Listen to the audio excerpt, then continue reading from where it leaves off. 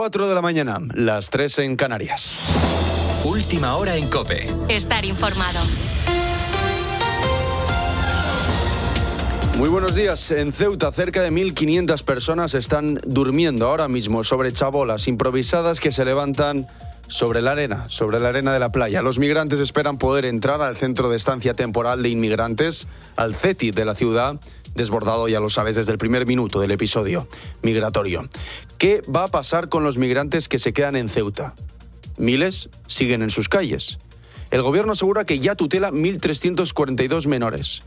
No se conocen datos de los mayores de edad que se han quedado. El Pacto Europeo de Migración y Asilo, que entró en vigor en junio, prevé que su situación se resuelva en 12 semanas. Cáritas entiende que la falta de reglamentos que concreten detalles y el ingente número de personas que han decidido no volver hacen complicado que se cumpla el plazo.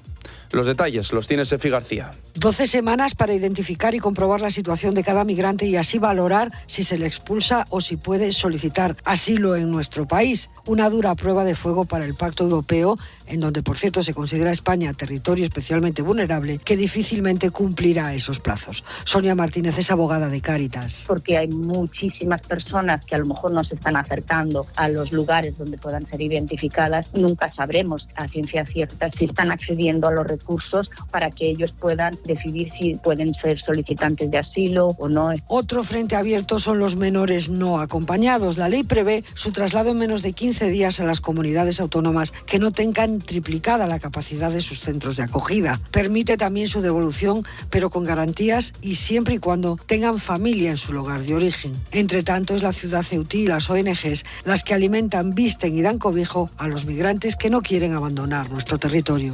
Gracias, Sefi. Y además de la situación de esos migrantes, los vecinos ceutíes también son noticia. Miles de personas han manifestado para pedir garantías de que un episodio como el vivido el pasado 30 de julio en su ciudad no se vuelve a repetir.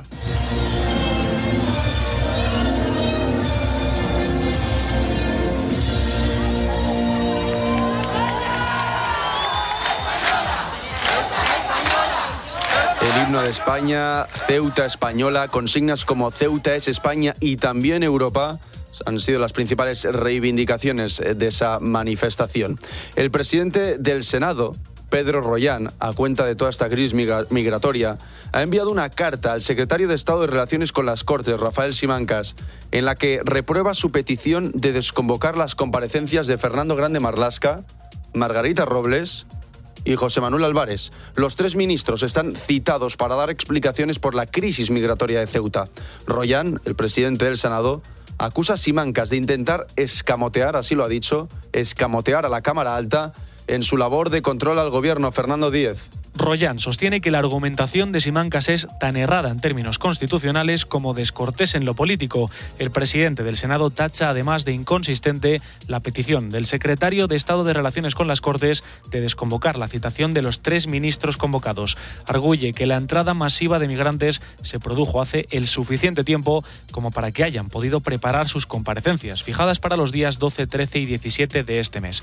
Rollán ha enviado también sendas cartas a los aludidos Fernando Grande Marlaska, Margarita Robles y José Manuel Álvarez, Interior, Defensa y Exteriores, para comunicarles las posibles consecuencias legales que se derivarían de no acudir al Senado para dar explicaciones. Los ministros sostienen que declararán en el Congreso a finales de mes. Rollán indica que los miembros del Gobierno no tienen la libertad de decidir ni cuándo ni en qué Cámara pueden ofrecer esas explicaciones. Con la fuerza de ABC. COPE. Estar informado. Y una semana más de verano que empieza con los incendios como protagonistas. En lo que llevamos de año se han quemado unas 200.000 hectáreas en 40 grandes fuegos. Es 6 veces más que el año pasado a estas alturas, 6 veces más. Ahora mismo tenemos 3 puntos críticos. En Segovia, el incendio de Navas de San Antonio evoluciona favorablemente, aunque las reactivaciones de las últimas horas han obligado a la evacuación de Los Ángeles de San Rafael y Vegas de Matute y al confinamiento también de la localidad de Valdeprados. Sin control está ahora mismo los incendios del interior de Castellón. Esta última tarde han obligado a la evacuación de 700 vecinos en Cati y las llamas han quemado 700 hectáreas. Las próximas horas estarán marcadas por condiciones meteorológicas adversas.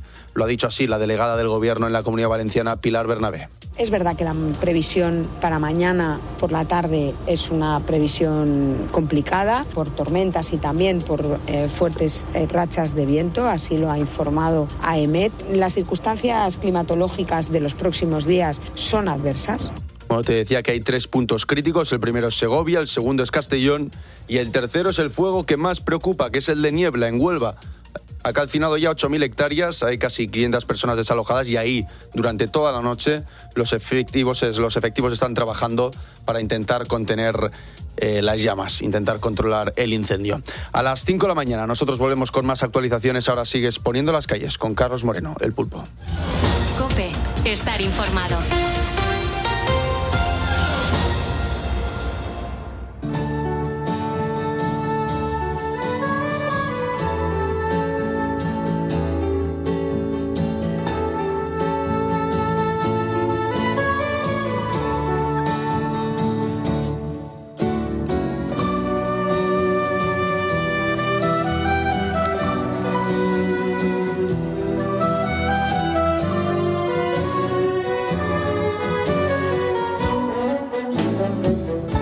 ¿Qué tal, ponedor? ¿Cómo va la madrugada? ¿Cómo te encuentras? ¿Cómo va la noche? ¿Estás trabajando, finalizando el turno? ¿Estás en pleno turno?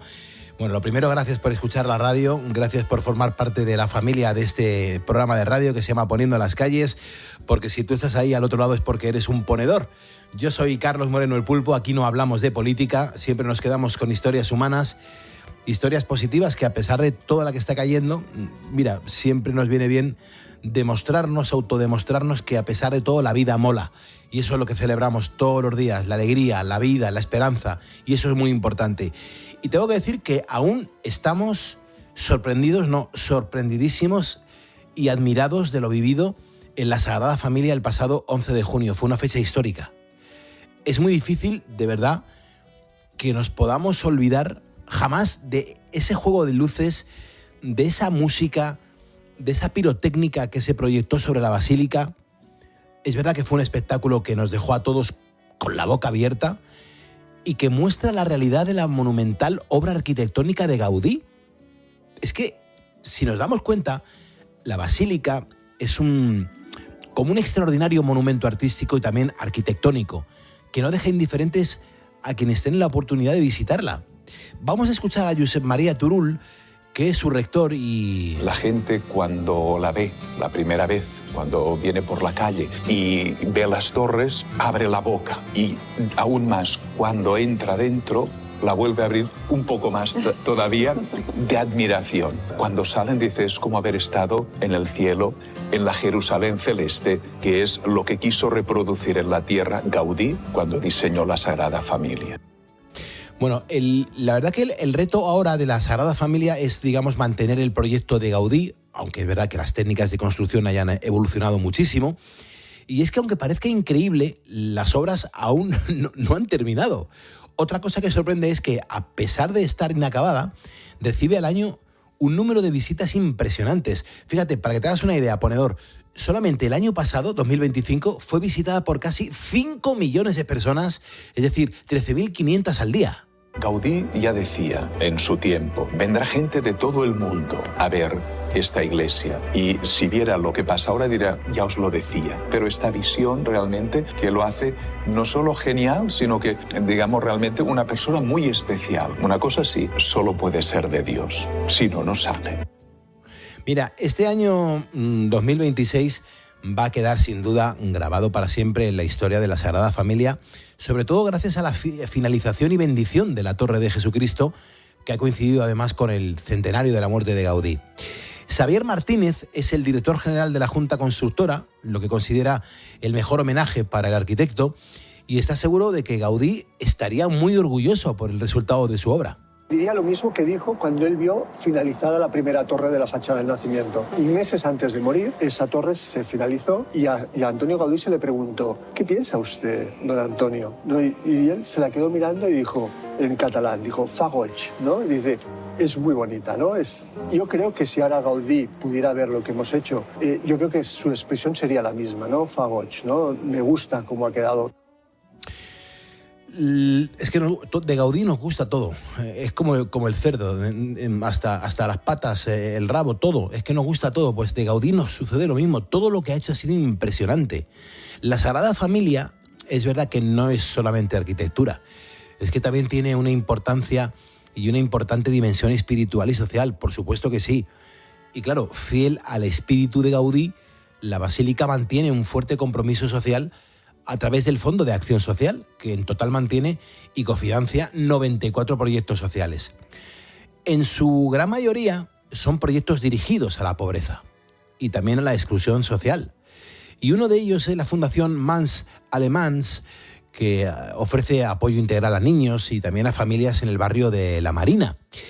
Marta Barcelona forma parte de la fundación. La idea era poder dar el apoyo, dar las manos. El nombre de la entidad Mans a las Mans es dar las manos a las familias, a los niños que están en situación de más vulnerabilidad. Siempre hemos sido como un barrio muy periférico de Barcelona, un poco abandonado. Trabajamos básicamente por las tardes con proyectos de acompañamiento. No somos un refuerzo escolar, somos una entidad que trabajamos desde una parte más globalizada.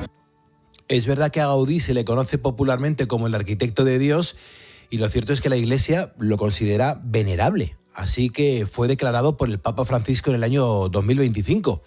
Y es que ser venerable es un reconocimiento por parte de la Iglesia, sobre todo por sus virtudes heroicas, y es algo que le acerca a la beatificación. Hace falta siempre confirmar un milagro, y actualmente los expertos están estudiando en Roma una curación médica extraordinaria vinculada a un niño. Bueno, pues Lluís Bonet Armengol es el delegado episcopal para la causa de la beatificación de Antonio Gaudí y está afirmando que fue un cristiano convencido y coherente. Él deduce la idea de que el templo necesita una dedicación y una estructura particular porque es la sede de la divinidad. Toda la fe que hay en el templo, en las inscripciones, en definitiva eran actos de fe que hacía él personalmente. Cuando murió fue un clamor común. Ha muerto un santo, ha muerto un hombre acristalado de virtudes. Sí, un genio, pero también un santo. Es verdad que Gaudí muere en el año 1926, y a pesar de lo que muchos podrían creer, pues murió sin nada en los bolsillos. O sea, un verdadero acto de coherencia con su vida cristiana. Era un laico, un arquitecto, y todo el mundo conocía a Gaudí como arquitecto, no desde su dimensión cristiana no la conocían. Después de muerte, en el año 27 mismo, habían encontrado en sus papeles muchísimas cartas de gente que agradecía a Gaudí los grandes limosnas que había hecho. Un arquitecto que hubiese podido morir muy rico, en cambio prefirió morir pobre. Para hacer las cosas bien hace falta, en primer lugar, amor. Y en segundo lugar, técnica. Esa fue la frase que vimos en el cielo de Barcelona y que Gaudí repetía en numerosas ocasiones a lo largo de su vida.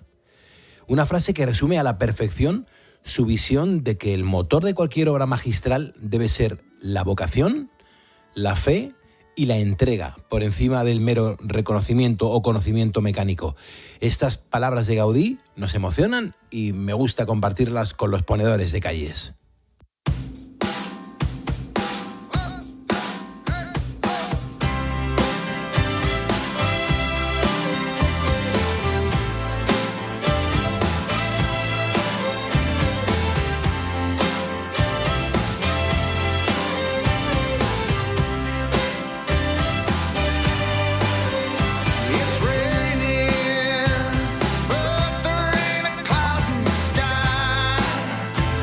No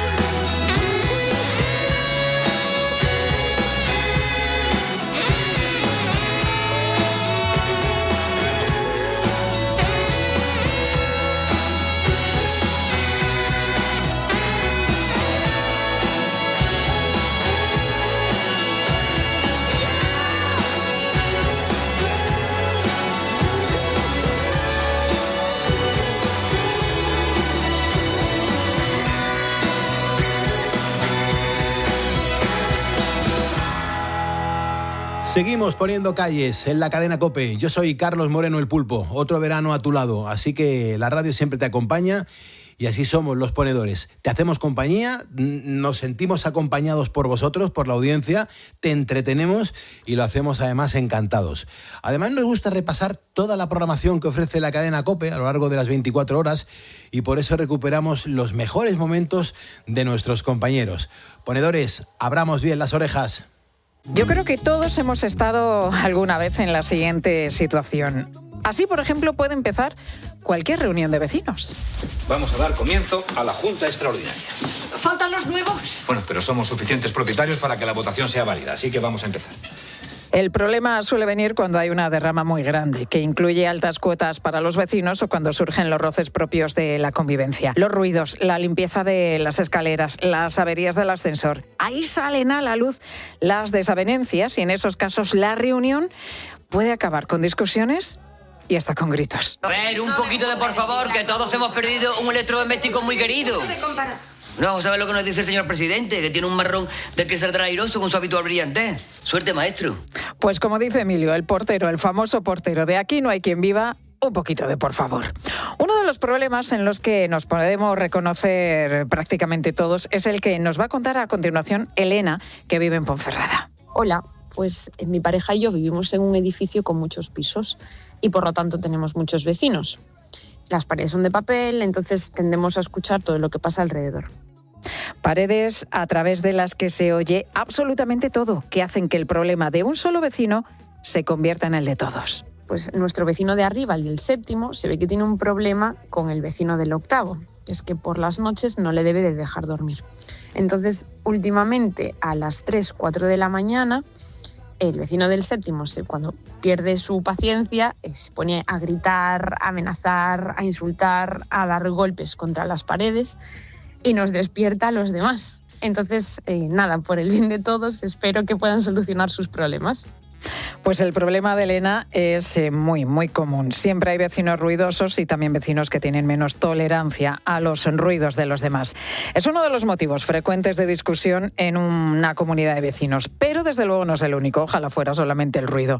Para saber cómo se tienen que solucionar todos estos líos de vecinos de la mejor manera, contamos hoy con Patricia Briones, que es abogada y secretaria técnica del Colegio Profesional de Administradores de Fincas de Madrid. Patricia, ¿cómo estás? Muy buenas tardes. Hola, buenas tardes. ¿Es muy frecuente lo que acabamos de escuchar, Patricia, que el problema entre vecinos empiece precisamente así, por los ruidos?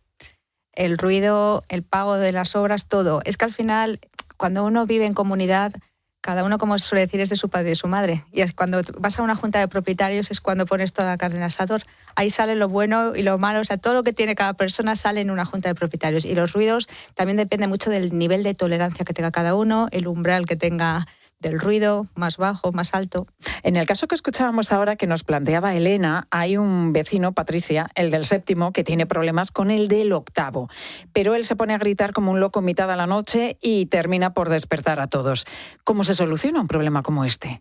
Es complicado porque, como decía antes, el umbral del ruido cada uno lo tiene, es muy subjetivo. Y hay veces que efectivamente lo que es un problema, porque la pared, si por ejemplo alguien tiene la radio un poquito alta, muchas veces te molesta a ti, pero al de 2 pisos abajo no se entera. Y efectivamente los ruidos que haces para mandar callar al otro, pues que al final lo que es un problema entre dos pasa a ser un problema de todo el vecindario. Pues como siempre se dice, hay que atender al civismo, a la buena voluntad, sobre todo a la educación, al respeto. En estos casos lo lógico es que primero acudas a ese vecino ruidoso, llames a la puerta y le digas, baje el volumen, ¿no? O intente a ciertas horas de la noche no hacer tanto ruido. Pero si esto no se soluciona, ¿os encontráis con muchas denuncias vecinales? Muchas, sobre todo cuando es un vecino molesto que causa esas molestias no a un propietario de forma particular, sino al resto de los propietarios. Generalmente cuando alguien causa molestias es raro que sea solo a uno.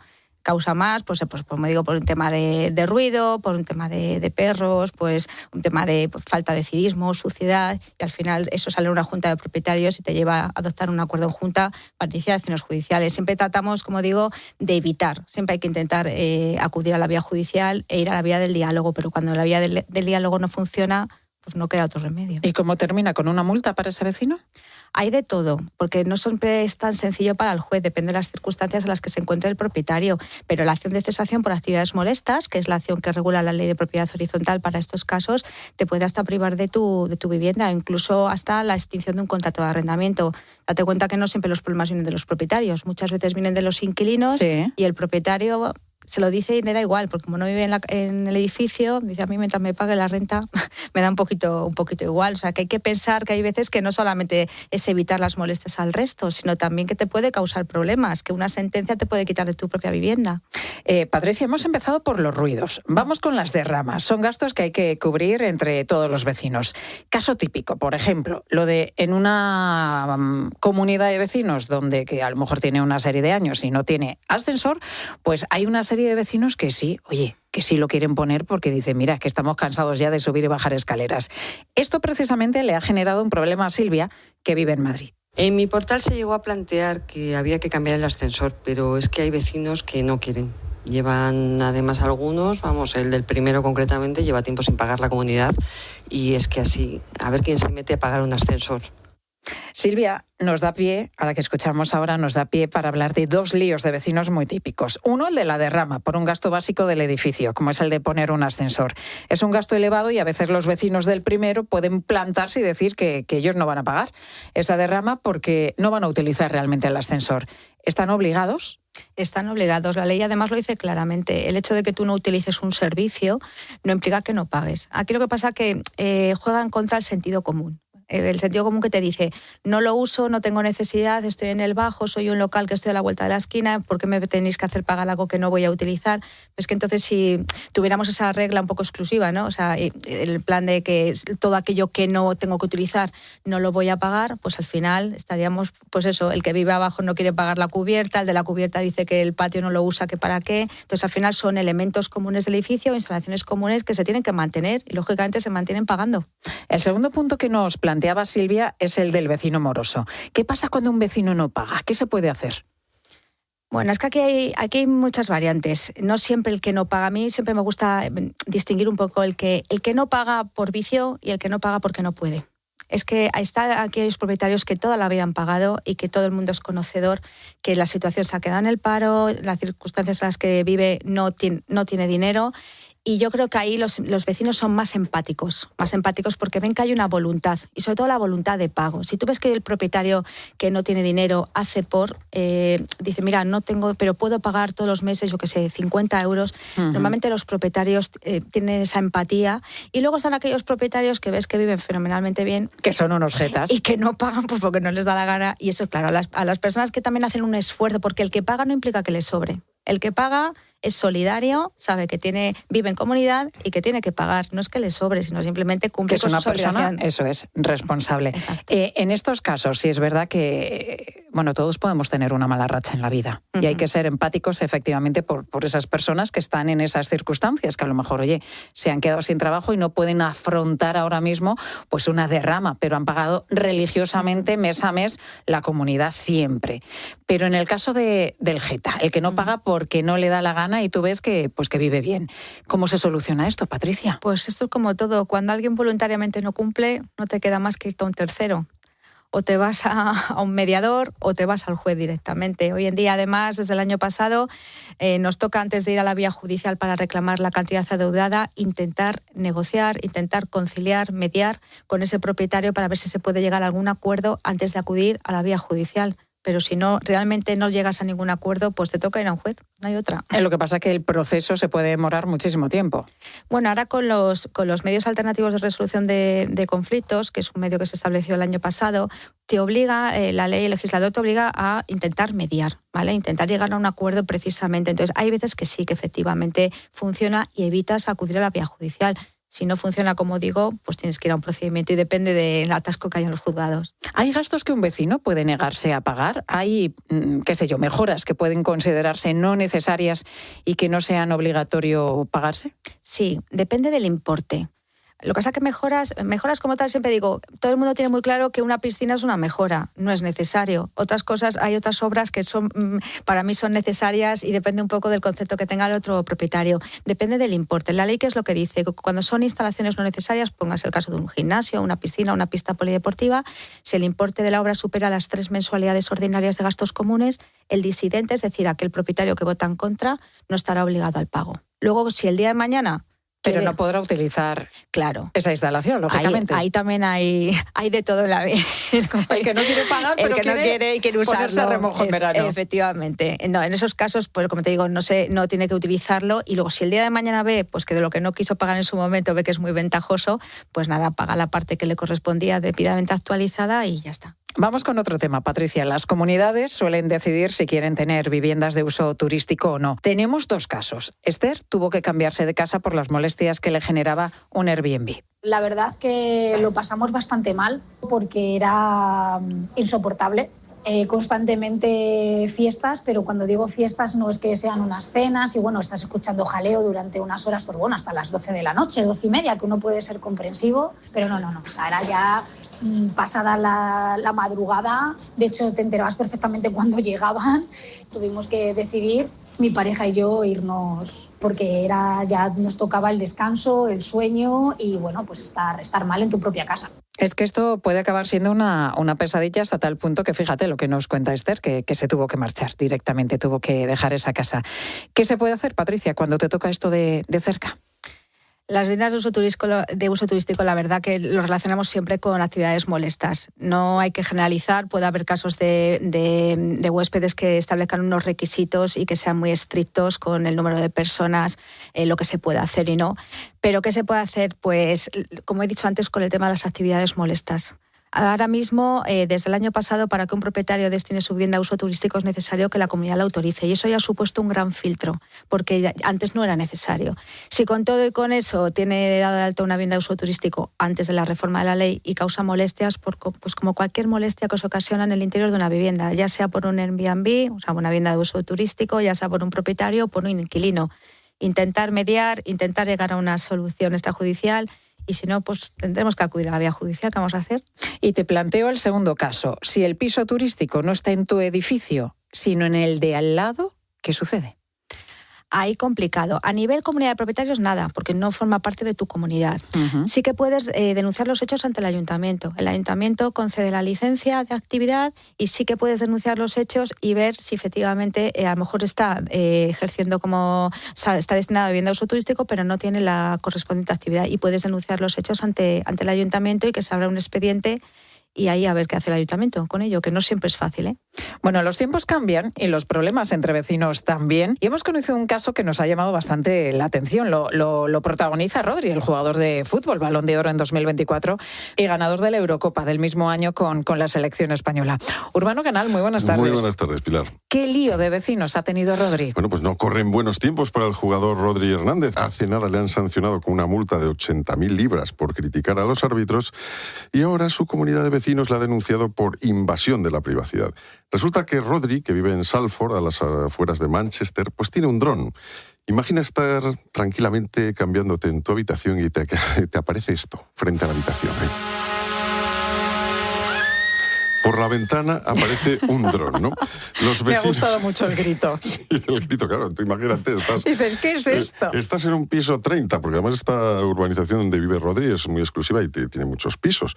Pues los vecinos acusan a Rodri de espiarles con el dron y la policía de Manchester lo está investigando. Lo cuenta el diario The Sun, que además recoge las declaraciones de varios vecinos del futbolista. Un vecino le acusa de hacer volar su dron, que lleva cámara, recordemos, a 1 metro de su ventana, y mientras están viendo la tele, pues ven asomarse el dron y grabarles o verles directamente. Y otro que vive en el piso 34 afirma que vio una luz verde por la ventana de noche y luego vio el dron posarse en el patio de Rodri.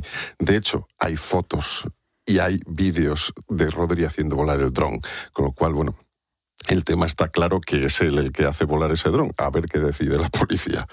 Gracias, Urbano. Patricia, ¿qué pasa en un caso como este? No sé si os habéis encontrado con un caso similar como el de Rodri. A ver, en las comunidades de propietarios puede pasar cualquier cosa directamente. Es verdad que no es lo habitual. Más que un tema de dron, por ejemplo, cámaras sí. Cámaras enfocando directamente a viviendas, a ventanas, sí, pero es verdad que el tema del dron todavía no sobrevuela mucho los edificios en España, no es lo habitual. Pero bueno, en cualquier caso, es una invasión totalmente de la privacidad. Claro, y está regulado. Además, hay un decreto del año 2024 que regula este tipo de aeronaves y te dice las distancias ahora mismo los edificios residenciales, precisamente porque no se entiende que sea un foco que tenga que ser vigilado.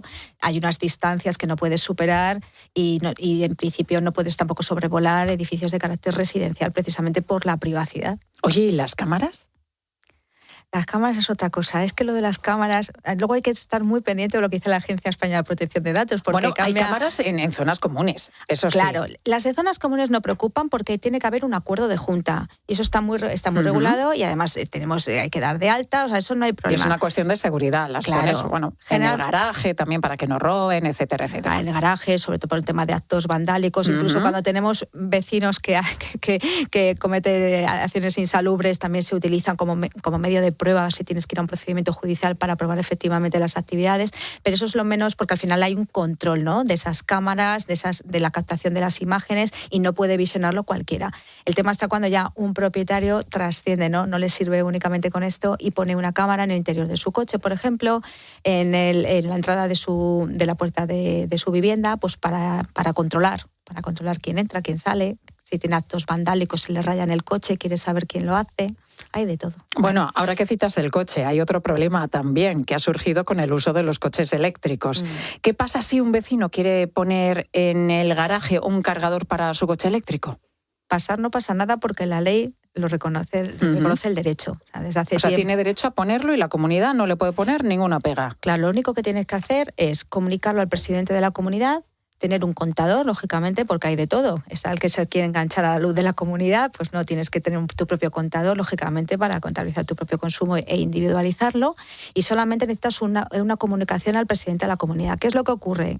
Que se ha reconocido este derecho, pero sin regular nada más. Entonces no se regula dónde se tiene que instalar, pero el derecho está reconocido. Patricia, tú como abogada y como secretaria técnica del Colegio Profesional de Administradores de Fincas de Madrid, me imagino que habrás visto absolutamente de todo. Cuéntanos alguna anécdota, por favor. Que las comunidades de vecinos dan para mucho. Fíjate, si dan, que tenemos una de las series más famosas de la televisión que lleva no sé cuántos años. Primero Aquí no hay quien viva y luego la que le siguió. Yo es que es lo que me mantiene viva, que no me aburro. Porque es que cada día es una cosa nueva. Los administradores es que me cuentan cada cosa. Siempre recuerdo, mira, el maestro no estaba preparado, de un colegiado que me dijo un día de dos cosas, pero una en concreto, que estaba uno muy cansado porque había mucho ruido en un patio, de estos patios de luces, pues que al final la gente sale y pues se pone ahí su mesa para comer y tal, que estaba tan cansado que cogió, perdonadme porque me acuerdo, es que me hizo muchísima gracia, que cogió, estaba tan cansado, le avisó, no le hizo caso y cogió la olla con el cocido y desde un tercero, un cuarto, ahí que la lanzó.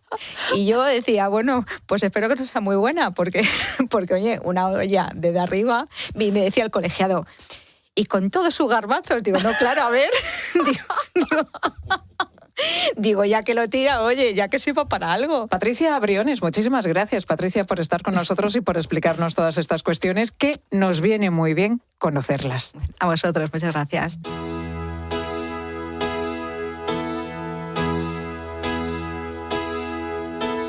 Vivo por ella sin saber. Los mejores momentos de la radio cuando tú quieras. Todo el contenido de COPE te espera en nuestro canal de YouTube. Suscríbete. Para entender el día, hay que encender la linterna. Quiero detenerme unos minutos en unos cuantos hechos, gestos. Este verano sigue conectado a la linterna de COPE, de lunes a viernes desde las 7. Pues provoca que los mercados puedan vivir un verano de vaivenes. Y a partir del 31 de agosto, te esperamos en una nueva temporada juntos con Ángel Expósito. Soy Marc Márquez y para proteger mi casa confío en Verisur. Y es que con Verisur podrás irte muy tranquilo de vacaciones, porque además de proteger tu casa las 24 horas, con la app podrás conectarte a las cámaras y comprobar que todo está bien. Te avisamos si hay cortes de luz y si necesitas que alguien vaya en tu ausencia, podrás abrir tu puerta en remoto. Cuando cada segundo cuenta, no hay nada como ser el primero. Llama a Verisur al 900-666-777. Verisur.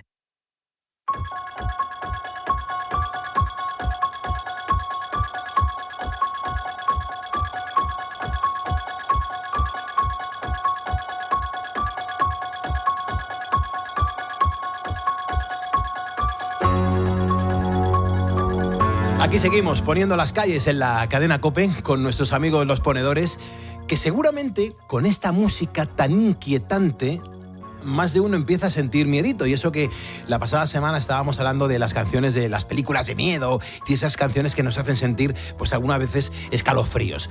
Muchas veces la música en el cine de terror no solo acompaña la trama, sino también está jugando un papel muy importante para amplificar nuestras emociones y hacer que sintamos el miedo de una manera mucho más profunda. Y precisamente del miedo vamos a hablar en los próximos minutos con Rosa Rosado. Muy buenas. Hola, pulpo ponedores. Digo, a ver qué música les pongo yo a los ponedores para que se les encoja así un poquillo el culillo de miedo en estos momentos. Pues mira cómo lo tengo, mira. Poco a poco yo me voy cayendo de la silla. Lo tengo más en la punta. Y claro, he pensado en la película de Halloween, que tiene esta música tan estremecedora. Claro, es que nos gusta jugar a asustarnos. Acaba en junio. Pero ¿por qué lo hacemos? ¿Por qué sentimos miedo? ¿Y por qué hay quienes disfrutan con el terror mientras otros no podemos ni mirar? ¡Vamos, cabritillos, dejadme entrar!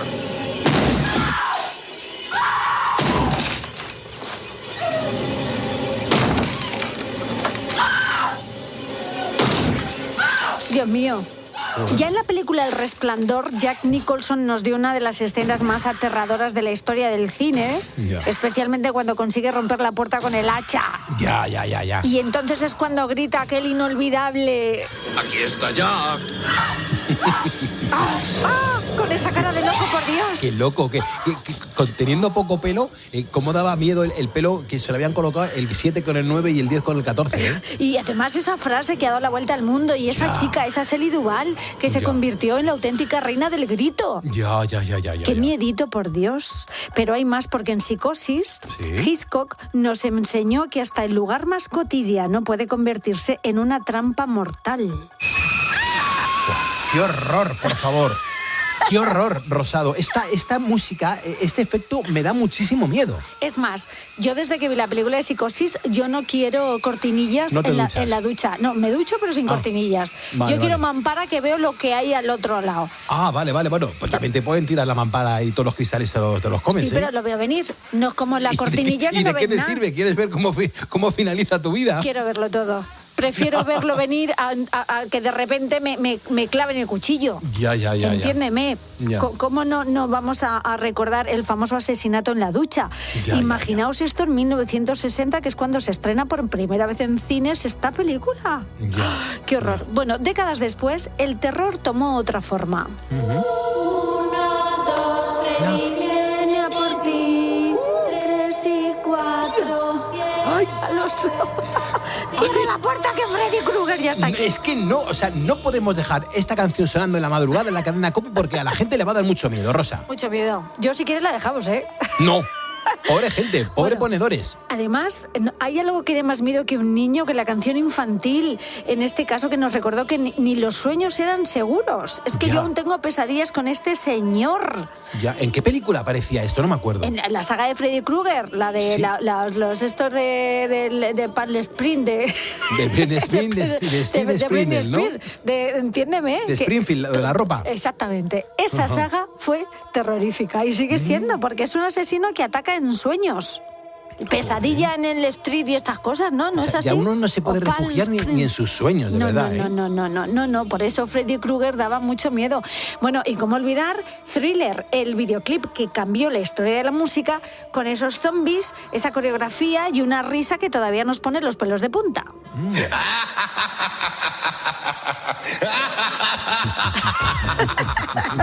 Yo estos días me he vuelto a ver el vídeo. Oye, ¿te puedes creer que me cago de miedo, Pulpo? Te lo imagino, porque sigue pasando. Bueno, es un vídeo que da yuyu. Oye, yo lo utilizaba para ponérselo a mi hija cuando era más pequeña y decía, mira, es que estas cosas de la música también a veces dan miedo. Que sí. Es que al final, cuando la chica piensa que ha sido un sueño y él se da la vuelta y se le ven los ojos amarillos de zombie, yo es que pego un salto en el asiento, ¿eh? Que me sigue produciendo el mismo escalofrío que cuando lo vi de preadolescente. Bueno, en fin, miedo, adrenalina, placer, son emociones que nos sacuden, pero que en muchos casos también nos definen. ¿Por qué a veces lo buscamos? Y otras, ¿por qué huimos del miedo? Vamos a ver qué ocurre dentro de nuestra mente cuando sentimos miedo. ¿Te parece, Pulpo? Sí, por favor. Entonces, se lo he preguntado al psiquiatra Javier Quintero, que es jefe del Servicio de Psiquiatría y Salud Mental del Hospital Universitario Infante Leonor de Madrid. Vamos a ver por qué sentimos miedo. Estamos aquí porque sentimos miedo, porque hace miles de años cualquier percepción de amenaza en nuestro entorno, nuestro cerebro lo identificaba como una amenaza potencial y reaccionábamos de una manera súbita a esa situación sin procesar la información. Que te prepara ¿qué? Para la acción, la lucha o la huida, o te paraliza, ¿no? Dependiendo de lo que en ese momento tenga más sentido. Pero eso, tu tatarabuela, ¿vale? Cuando iba por el campo hace 2000 años, pues de repente oye un arbusto, iba con una amiga suya, pues tu abuela sintió miedo, empezó a correr y su amiga se quedó allí. Salió el oso, se comió a su amiga, por eso su amiga no tiene ningún tipo de descendencia. Y decir que es algo necesario y adaptativo y evolutivamente fundamental. Nos permite sobrevivir. Ese miedo nos da una reacción y luego nosotros tenemos que llevarnos esa emoción a otra parte del cerebro, que es la corteza prefrontal, que es la que nos permite prepararnos para la acción. Esa descarga de adrenalina nos prepara, pero luego tenemos que decidir qué hacer, luchar, huir o paralizarnos, porque no siempre va a ser una decisión o la otra. Bueno, en fin, ha quedado claro. Sentimos miedo por un mecanismo de supervivencia que nos prepara para la amenaza. Entonces liberamos hormonas como la adrenalina para la respuesta de lucha o huida. Luego ya depende cómo afrontamos nosotros ese miedo. Lo que pasa es que muchas personas nos congelamos ante el miedo y otras personas pues tienen una respuesta más rápida, incluso más lúcida. Vamos a ver por qué pasa esto. Bueno, es la parte cognitiva, es la parte en donde efectivamente no todos estamos igual de, digamos, entrenados para afrontar el miedo. Si tú vas por África y vas al lado de un cazador y sale un león, tu sensación es mucho más paralizante que la del cazador, que tiene ya unas habilidades y una seguridad en que sabe cómo afrontar esa situación. Hay una parte que tiene mucho que ver con tu histórico, con lo que tú has hecho, desde las experiencias de pequeñito. Es decir, de alguna forma hablamos un poco de la biología, que es ese encendido del motor, pero luego hay que conducir el coche. Bueno, algunas personas disfrutan del miedo porque su cerebro puede liberar dopamina de forma más intensa en situaciones que son pues, realmente emocionantes, mientras que otras no experimentamos esa misma sensación placentera. Yo, por ejemplo, que soy de las que no puedo mirar a la pantalla en una escena de terror, pues tenemos como menos tolerancia a la excitación que produce el miedo. Yo es que soy una cagona, yo no sé tú, pero yo lo llevo fatal. Entonces, ¿qué pasa en el mundo real? Vamos a ver si nuestro cuerpo reacciona igual a un susto en una película de terror que, por ejemplo, en una situación real de peligro. Sin duda, lo único es esa misma reacción. Tu cerebro identifica eso como una potencial amenaza. ¿Cuál es la diferencia en la película? Que cuando pasa el susto, no solo te tranquiliza, sino que es una sensación muy agradable. Hay gente que disfruta con las películas de miedo. ¿Por qué? Porque después de la tormenta de adrenalina llega la calma y el bienestar de la dopamina. Con lo cual, de alguna forma, el contraste es tan interesante que la sensación es muy poderosa después. Claro. No todo el mundo disfruta de esa sensación, pero es fácil entender por qué hay gente que disfruta de las películas de miedo. Claro. Disfrutamos del terror porque la adrenalina y la dopamina puede generar adicción, al igual que ocurre con quienes buscan experiencias extremas. Exactamente igual. Es decir, realmente la capacidad de sentir ese subidón en un momento determinado de adrenalina bajo una cierta capacidad de control, es decir, que es un riesgo medido y que inmediatamente después termina con esa sensación placentera de calma, bienestar, me relajo y de nuevo aparecen esas dopaminas, endorfinas, donde mi cerebro me dice has sobrevivido a la amenaza, que es una sensación, por otro lado, muy agradable, sobrevivir. Sí. Bueno, el miedo genera una descarga de adrenalina que junto con la liberación de dopamina puede ser muy emocionante y hasta adictiva para algunas personas que la buscan activamente. Por eso hay gente que disfruta pues, en las montañas rusas, viendo películas de miedo, estas cosas, esa descarga de adrenalina que para mí está de más, también te digo. Pero también es verdad que en muchos casos el miedo puede pasar a convertirse en estrés. Entonces vamos a ver cuáles son los miedos más comunes hoy en día, porque podemos tener miedo, por ejemplo, a la enfermedad, podemos tener miedo al fracaso, podemos tener miedo a la soledad o, por ejemplo, a no estar a la altura. Bueno, son los miedos donde ahí, fíjate, es una de las cosas interesantes. Mencionábamos antes esa capacidad adaptativa del miedo evolutivamente hablando, que nos permitía reaccionar como con la lucha con la huida, y de repente, ya hoy por hoy, la mayoría de nuestras amenazas en sí mismas no requieren esa lucha o huida. Es decir, realmente el miedo a que no ser validado, a que no te acepten, a que de alguna forma no, pues que no des la talla o que no percibas que das la talla suficiente, no se resuelve mediante la lucha o la huida, simplemente te paralizas porque no sabes qué hacer. Entonces es cierto que tenemos que cambiar un poco, o deberíamos, ¿no?, de llevar esa parte de reacción más emocional, más instintiva del miedo, a esa otra parte más racional, ¿no? Y por eso es tan importante entender a qué tengo miedo, ¿no? Es decir, cuando tienes un susto, lo ves muy fácil, vas por ahí, pasas por la película genera un giro y de repente eso te sobresalta y luego inmediatamente has identificado qué ocurre. ¿Y por qué vuelves a la calma inmediatamente después? Porque te das cuenta de que estás en el sillón de tu casa, no hay ninguna amenaza. Pero si tú no haces ese traspaso del miedo a la parte racional, donde le dices a tu cerebro, no pasa nada, estamos seguros, tu cerebro sigue activando ese miedo. Y eso es lo que tenemos que ser capaces de controlar. Qué complicado es el cerebro, ¿te das cuenta? Sí, el cerebro muchas veces no se le entiende. Aunque sea él el que nos haga entender, muchas veces no le entendemos. Claro, pero porque no tenemos en cuenta estas cosas, porque también hay que darle órdenes, porque hay miedos que nos incitan a la lucha, miedos que nos incitan a la huida, pero también hay miedos paralizantes. Totalmente. Entonces, según cómo gestionemos ese miedo y según la orden que le demos al cerebro, vamos a actuar de una forma o de otra. Entonces, claro, como dice Javier, tenemos que saber qué es exactamente lo que nos da miedo. Y llegamos ahora al kit de la cuestión. ¿Cómo se controla el miedo? Identificando a qué tienes miedo. Y luego a partir de ahí lo afrontamos. Es decir, no se trata de no tener miedo en esta vida. Se trata de ser capaz de identificar cuáles son tus miedos y afrontarlos. Si tienes miedo a no sentirte validada, de repente tienes que tener esa conversación contigo mismo, ¿no? Es decir, identifica dónde vienen tus emociones. Si tú sabes de dónde tienes miedo, a partir de ahí eres capaz de trazar una hoja de ruta para afrontarlo, que no pasa por esa respuesta más inmediata, más instintiva de lucha o de huida, sino es una capacidad de afrontamiento de por qué tengo miedo, si yo me miro a mí mismo, si es un problema de aceptación, trabajo con mi autoestima, si es un problema social, trabajo con mis habilidades sociales. Es decir, voy de alguna forma encontrando cuál es mi camino, ¿para qué? Para afrontar ese miedo, no para dejar de tener miedo. Es interesante porque en este caso el miedo es una señal de alarma, ¿no? Como nos decía Javier, primer paso, identificar, reconocer a qué tienes miedo. Luego lo aceptamos. En lugar de negarlo, hay que aceptarlo. Porque si entendemos qué lo activa y por qué, eso nos puede ayudar a afrontarlo, a gestionarlo. Entonces, también nos tenemos que preguntar si es un miedo racional o una creación de tu mente. Claro. Y en lugar de evitar las situaciones que te causan miedo, hay que exponernos a ellas poco a poco para ir ganando confianza. Yo no sé si el miedo es malo, Rosa. Pues mira, el miedo no es malo. Verás cómo no. Vamos a ver si es sano experimentar miedo de vez en cuando. A ver. Es necesario experimentar miedo. Y el miedo es lo que nos hace mejorar todos los días. Es lo que nos hace mirar antes de cruzar una calle. Es decir, si no, sería terrible, ¿no? Es decir, no se puede vivir sin miedo. Lo que tampoco se puede vivir es constantemente atemorizado. Pero es sano experimentar miedo de vez en cuando, como dice Javier. Yo de pequeña he sido una niña muy miedosa, de estas de mirar debajo de la cama antes de dormir. ¿En serio? O dentro del armario. Antes de meterme en la cama. Sí, y es que en la infancia casi todos los niños tienen miedo. Vamos a ver ahora qué diferencia hay entre los miedos normales del crecimiento y los miedos que deberíamos estar preocupados, los miedos que deberían preocuparnos como padres.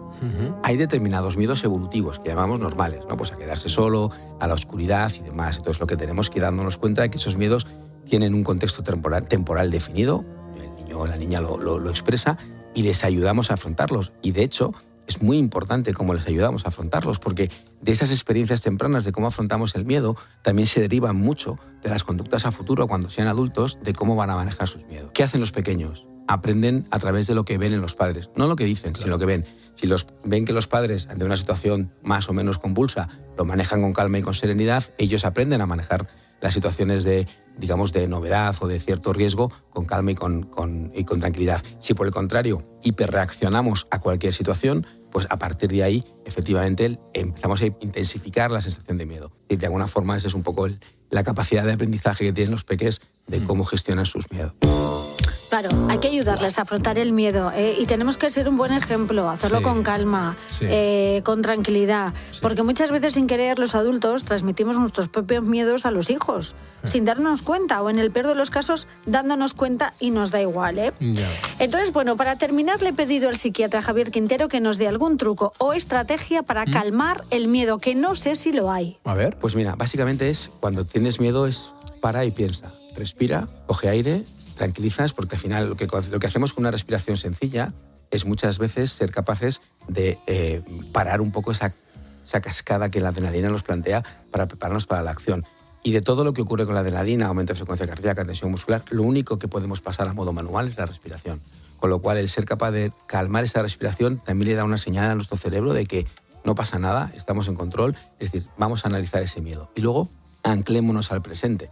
Es decir, en realidad, si estamos hablando de los miedos más modernos, por decirlo de alguna forma, intenta centrarte en lo que está pasando, ¿no? Que tienes delante, es decir, de alguna forma llévate tu atención no a lo que puede pasar en el futuro, que en el futuro pueden pasar muchas cosas, sino sobre todo y más importante a lo que tienes delante. Toma ya. Bueno, ¿ves? Hay siempre luz al final del túnel. Por lo tanto, tenemos que parar y aprender a identificar a lo que tenemos miedo, que el miedo no siempre es negativo porque a veces nos protege, muchas veces es verdad que nos bloquea. Hemos visto que es una respuesta emocional instintiva ante un peligro real o percibido, por lo que funciona como mecanismo de supervivencia. También nos ha explicado Javier que nos gusta sentir miedo controlado, por ejemplo, en películas de terror o casas embrujadas o montañas rusas porque estamos fuera de peligro. No nos puede pasar nada. Y ante el miedo lo importante es seguir las indicaciones que nos ha dado el psiquiatra para enfrentarnos a nuestros miedos sin que nos paralicen, porque los miedos reales se pueden entender y se pueden manejar con calma, con la respiración. Vamos a darle señales a nuestro cerebro, vamos a decirle que todo está bien, que nos preocupan muchas cosas, sí, pero que ese miedo no nos paralice a seguir hacia adelante.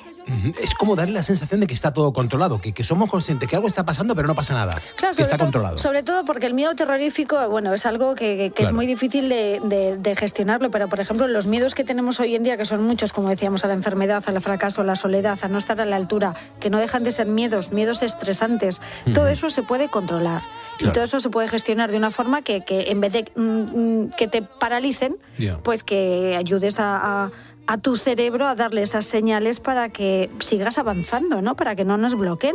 Pero la vida está llena de estas cosas, ¿no? Sí.